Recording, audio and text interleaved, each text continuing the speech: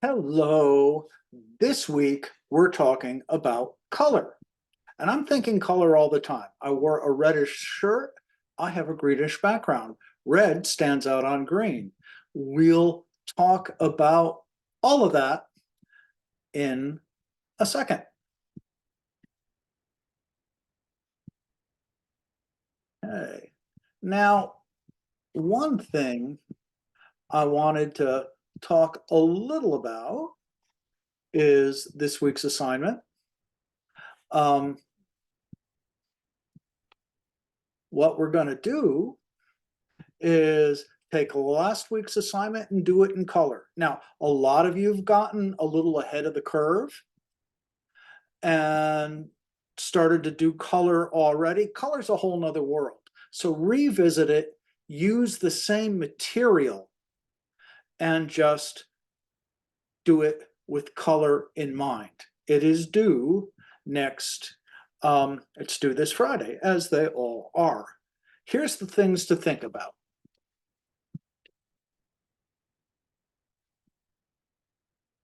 You can see color.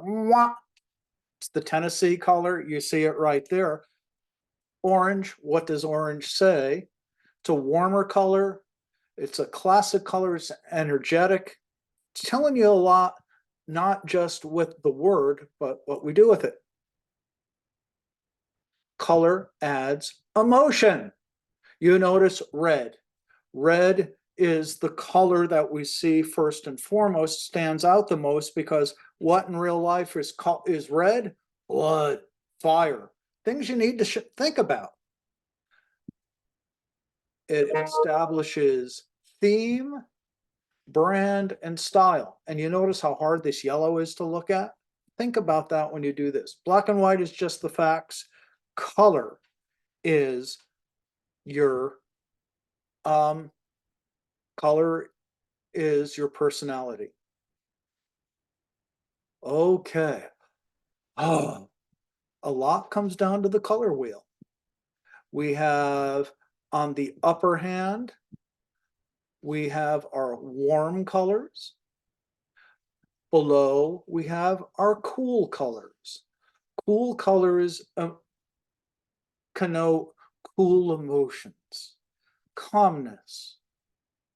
Warm colors are warm emotions, joy, anger. They say a lot. We'll talk about additive and subtractive in a little bit, but the big thing is if you want colors to go together and be harmonious, you put two colors that on the color wheel are together. If you want a contrast, if you want something to stand out, put it what's on the opposite of the color wheel. Yellow stands out on a blue background. Blue stands out on a yellow background. That's our really one of our biggest things. Reds stand out on a bluish, teal, or greenish backgrounds. Orange and yellow kind of go together and they kind of blend in with each other. So those are the kind of things. And in a design, again, these are colors that go together. They kind of blend in with each other. Here's ones that are kind of go together. So you can see how those sorts of things go. Again, red connotes, communicates warm colors. Red, nobility, wealth, ambition. Blue is sky, sea, stability. Green is nature, growth. Yellow says sunshine, joy. Orange is warm, stimulating enthusiasm. But of course, each has its downside too. Here's some basic guidelines. Color combinations from hell. You can see too much color. This is one of the biggest problems we have. Too much looks like a paint factory exploded. You know, Green, green, green, it all stands into it all goes together poorly. Ugh, hard to read. Yellow is a good accent color, but it's hard to read. Green and yellow, and again, just way too much. Just like um, just like with type, it's good to have a dominant element, a dominant color, a color theme. Too much green. You know, when things are too close on the color wheel, it took me a while to understand this, that if they're too close, they could be grating. It's kind of like, and a music person explained this to me, that if you have something too close together and it's just a little off, it looks a little off. It's not a real contrast. It's like Beethoven's Fifth, da da da da. That da is a lot different. Da da da da just doesn't sound right. You need to have, when you do green, make it a real different one, or use a red or a yellow or a blue, not just the same. Way too much color, you need a dominant color. It's just, and you notice over here, the red stands out from green, and red kind of blends into orange. Way too much color. Busy patterns, blue on blue. Ooh. Blue on yellow, and see, blue on yellow. See, blue on blue is one thing, blue on yellow, fine, but just like, I mean, yellow on blue stands out, but then we have red, and then we have everything kind of lost in there. Whoa, exploding color. Uh, not enough, not enough size. Whoa, too many colors again. And you notice how the bright color stands out and dominates over a dullish color. Again, dominant art, you know, plenty of stuff here that's just not working. Whoa, way too much. Again, just like in type, dominant art, dominant color, one contrast, just like fonts. One font for headlines, another for body copy. You have enough fonts. Color works the same way. Opposites provides contrast, so put yellow on a blue background. Closer together, go together. Too close may be disconcerting. One and a secondary color, avoid too many. And this is another interesting thing. Everyone sees color differently. You go to Walmart and you see all the TVs, they all look a little different. That's going on in your head. Everybody's eyes go a little different. Have you ever wondered how some artists are able to find perfect color combinations that just seem to work every time? It's not just art, it's science, and we call it color theory. In this video, I'm going to show you how to use the color wheel and some basic formulas known as color harmonies to choose color combinations that are appealing, cohesive, and just look good. Using color harmonies, you can evoke certain emotions, create a mood, or add context to your images. When you don't use color harmony, your art can appear bland and boring, or so chaotic that your brain can't process it properly. So let's start at the beginning. You may remember back at school where you learned about primary, secondary, and tertiary colours. We are taught that the primary colours are red, blue, and yellow. When mixed together, these make the secondary colours, green, orange, and purple. Take it a step further and you'll get the tertiary colours, yellow, green, red, orange, and so on.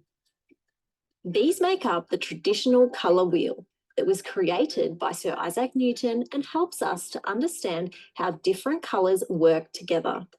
The traditional colour wheel is no longer the only colour wheel that exists.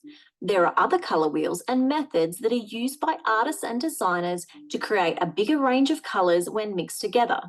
These color wheels are important and we'll talk about them in a future video. But when it comes to choosing color combinations, the traditional color wheel is still our best resource for understanding color harmony and how colors work together to create beautiful art. There are four main qualities of each color on our wheel. The first is hue. This is simply the color position around the wheel and the brightest, purest version of each color. Our wheel uses 12 main colors, but we can also work with all of the hues in between. Second, we have saturation. This can also be known as intensity or chroma. This tells us how vibrant a color is. A desaturated color is grayed out and dull, while a saturated color is vibrant and strong. Then we have value. This tells us how dark or light a color is. We can create shades of our color by adding black or tints of our color by adding white. We can also add tone by adding gray. And finally, we have temperature. The color wheel can be split into two main groups, warm colors and cool colors. But individual colors can also change in temperature as we move around our wheel. A warm red includes more yellow, and a cool red includes more blue. When we combine hue, saturation, value, and temperature, we find ourselves with a myriad of variations of each of our 12 main colors. So how do we use all these colors together? We can use our 12 basic hues on the color wheel, along with some easy to follow formulas to create an endless collection of color combinations that look balanced, appealing, and just work. These formulas are known as color harmonies. The first and easiest is a monochromatic color harmony. This takes just one base color or hue from our wheel and uses different shades, tones, or tints to create a group of colors. It's one of the easiest color harmonies to create and looks simple, cohesive, and organized. Next, we have a complementary color scheme.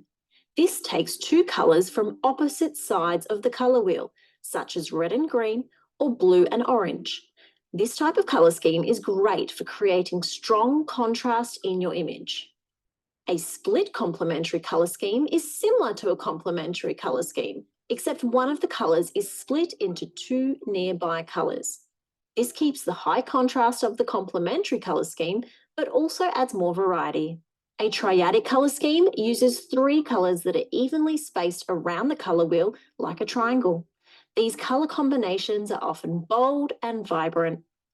Tetradic colors are four colors in a rectangle shape, made up of two sets of complementary colors together as one palette. These palettes work best when you focus on one main color and use the other colors as contrasting accents. An analogous color scheme uses 2 to 4 colors that are next to each other on the color wheel.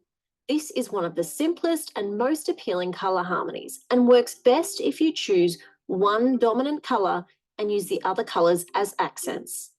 These different color harmonies are a great guide to create colors that work well together. You can create more variety by changing the shades, tones, and tints within each color palette, giving you endless ways to mix and match colors that look great.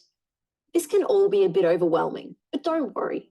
After you've started applying these methods, you'll start to pick up an intuition and confidence for which colors work well together and which colors don't. Here are some general tips to help you. First, pick one dominant color. Whichever color harmony you choose, using one dominant color will create a sense of balance in your design. You can choose one main color and use the rules of color harmonies to find other colors that work as accents or smaller details in your design. Next, use just a few colors. Simple is best. Adding too many Big time. This is what I like about this video. Don't overdo it. colors in your design can quickly become overwhelming or chaotic to your viewers. Choosing just a few colors and applying these color rules can create art that is bold, simple, and yet still interesting. Finally, you can use color palettes for inspiration. Learning the rules of color theory can help you know what works well together, but it doesn't mean you have to start from scratch every time. You can find color palettes like those I've included in the color catalog that are inspired by nature or existing designs and naturally incorporate colors that look good together. All right, stuff to think about.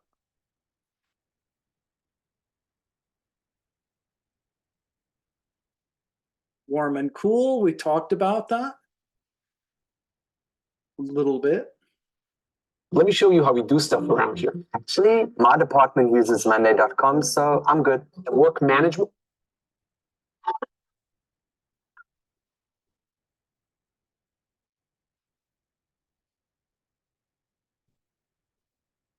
You probably never realized how much color plays a huge role in your company's branding and appearance. Colors evoke emotions and moods from people unlike anything else. According to the book Management Decision by Satyendra Singh, people make up their minds within 90 seconds of their initial interactions with websites or products. About 62 Same thing with almost any design, something to think about for the flyer and something to think about as you redesign to it. 90% of the assessment is based on colors alone. This is why color plays a huge role in your online appearance. From the color you choose for your headline text to the color you pick for the background, this color scheme will set the mood for your website and ultimately your brand. How do you know which colors are the right ones for your company? Finding the right colors for your brand is not hard. Ask yourself, what does your brand represent? What emotions or feelings do you associate with your brand? Now associate these feelings with their proper color. Red is an extremely stimulating color. Around the world, red is known as the color of energy. It will attract the most attention and often represents important notices. And also, red has a lot of weight. You put a red square next to a yellow square at the same size, and your eye will be attracted to the red. And warnings. If you notice on CNN.com, they use red as an accent color. At the very top of the page, they have a scrolling bar for breaking news, which they have cleverly made red. They also use the accented red for calls to actions. By using the color red as an accent color, they are drawing attention to these buttons and making them more noticeable. This is a great way to grab the viewer's attention on your website. Orange is a warm and vibrant color. It is considered to be energizing while at the same time welcoming. Orange can create a warm, welcoming feeling for your customers. Use the color orange when trying to set a warm and inviting atmosphere. Orange also radiates happiness as it's created by mixing a vibrant red with a cheerful yellow. Before choosing orange, make sure you know what emotion you are going for, as different shades of orange will represent different feelings. It's usually a warm and vibrant color. This type of orange is associated with a bright orange. Dark oranges can create a much different feel. Dark shades of orange can show signs of antiqueness or give off a vintage feel. The brand Fanta is based around the color orange. Notice how they use orange as their accent colors on their call to actions as well as their main color for their font.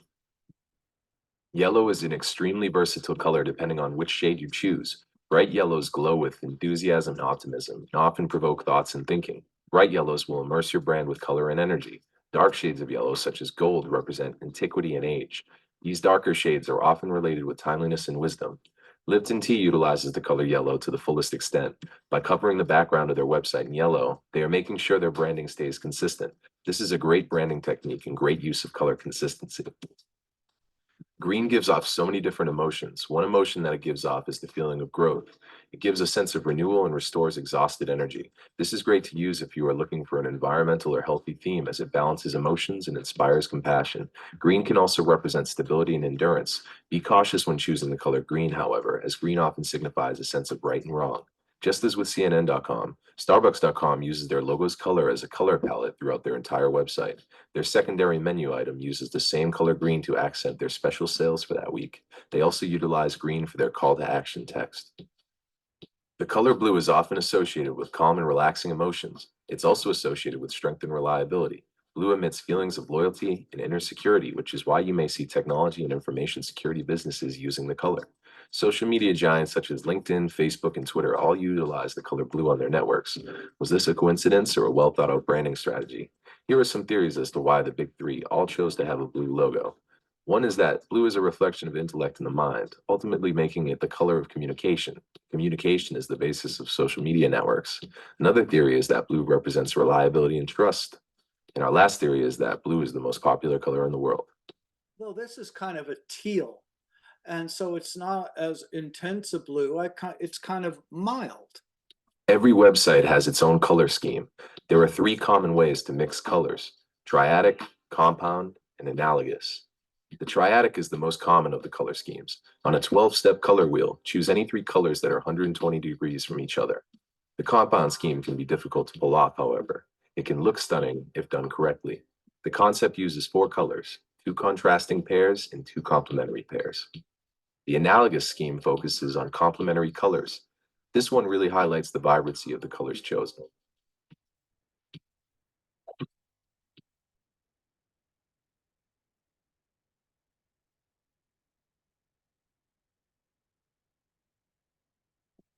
Back to it.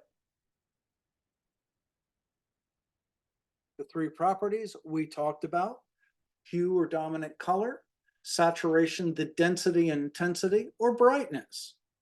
And one of the videos said warm and cool is another part of it. And that's true. And this is why everyone sees it differently. Hue, saturation, and color. Hue, saturation, and light and dark. This is something you're not going to get in most textbooks. The difference between color reproduction and presentation. 3 ways to look of color: CMYK for print, RGB for computer screen. I'll show you the difference right here.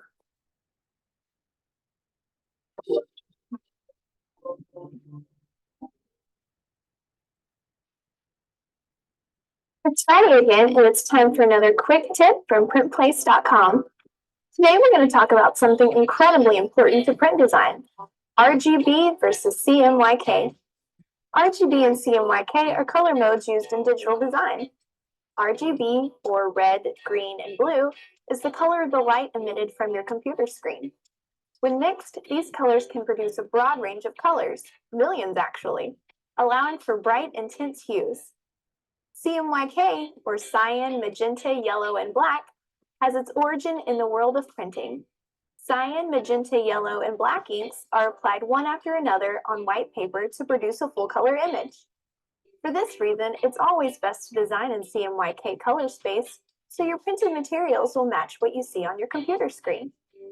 So, to put Yes, this is what happens if you put something in RGB color.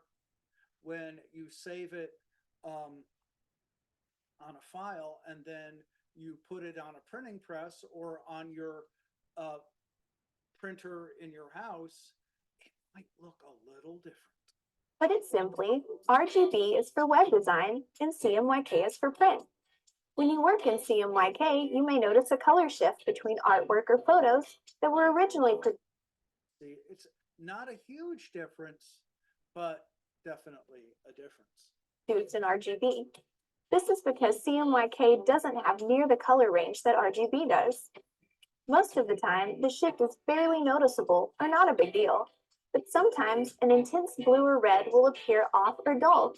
If you feel the need to adjust these colors to better match their RGB counterparts, software such as Photoshop or Illustrator has great tools for fine-tuning colors.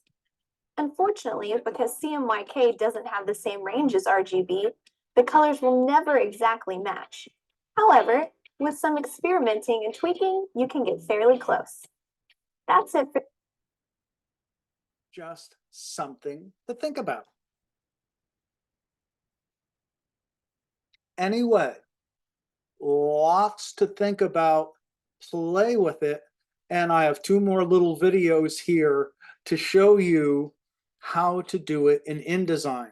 But I'll do that as a separate video, and we'll be right with you.